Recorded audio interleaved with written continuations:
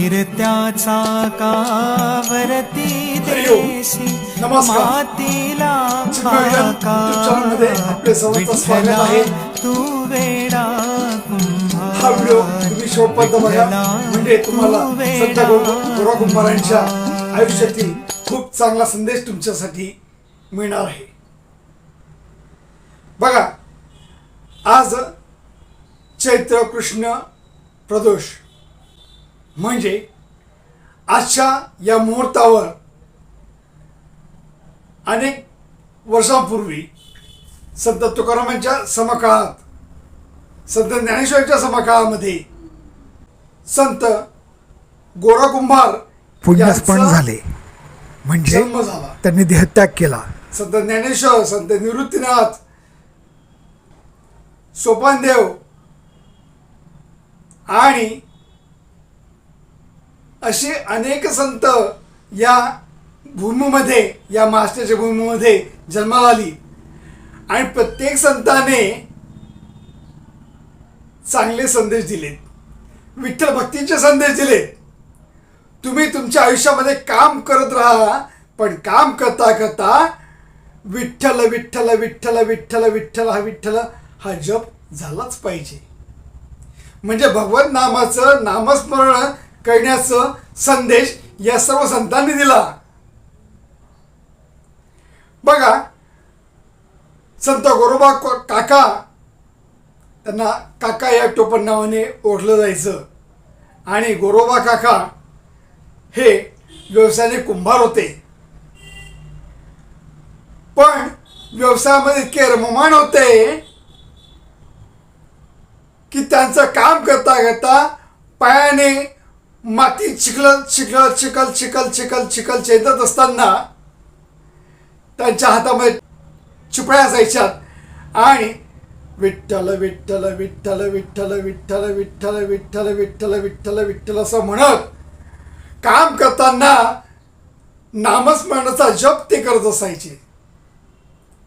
आणि विठ्ठल विठ्ठल ठल ठल ज्यावेळेस म्हणतो आपण, त्यावेळेस हा विशुद्धी चक्र आणि अनाहत चक्र म्हणजे हृदय आणि हृदयाचे ठोके हे सनियंत्रित होतात आणि हृदय विकारापासून माणूस हा अलिप्त होतो.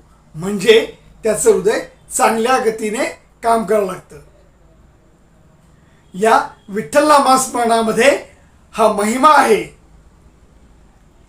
आणि संत गोरोबा काकांनी एक संदेश दिला आणि तो म्हणजे तुम्ही कष्ट करताना, काम करताना सतत नामस्मरण केलं पाहिजे आणि कामामध्ये प्रामाणिकपणा ठेवला पाहिजे.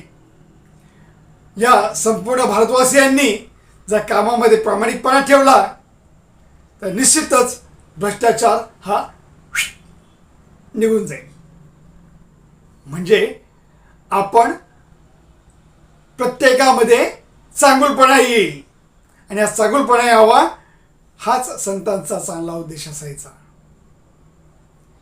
बघा, त्यांच्या जीवनामध्ये एक प्रसंग त्यांच्यावर निर्माण झालेल्या चित्रपटामध्ये दाखवला गेलेला आहे आणि तो म्हणजे त्यांचं बाळ लहान दौडत, म्हणजे रांगत रांगत रांगत रांगत चाललेलं असायचं आणि त्यांच्याजवळ येत होतं.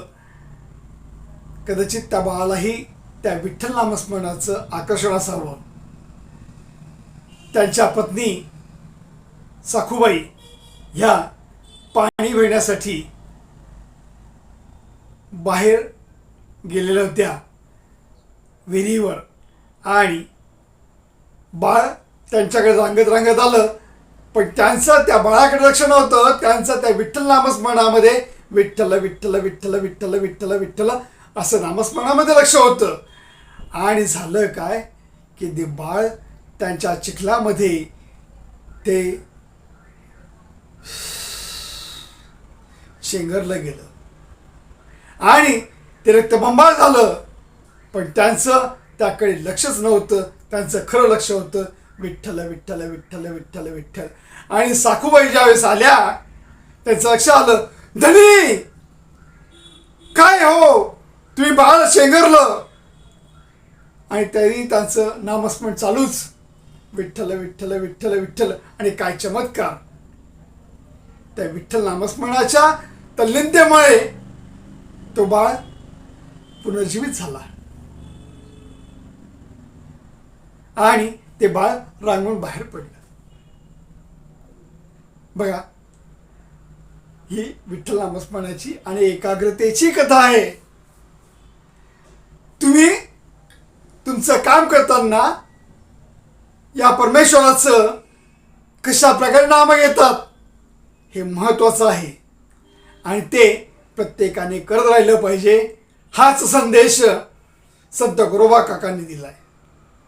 त्यांच्या या आजच्या जयंती निमित्ताने आपण त्यांच्या म्हणजे आठवणीला स्मरून एक चांगलं ध्येय ठेवू की काम करत राहील, प्रामाणिकपणाने करेल आणि ते प्रामाणिकपणे काम करता करता मी परमेश्वराचं नामस्मरण करत राहील.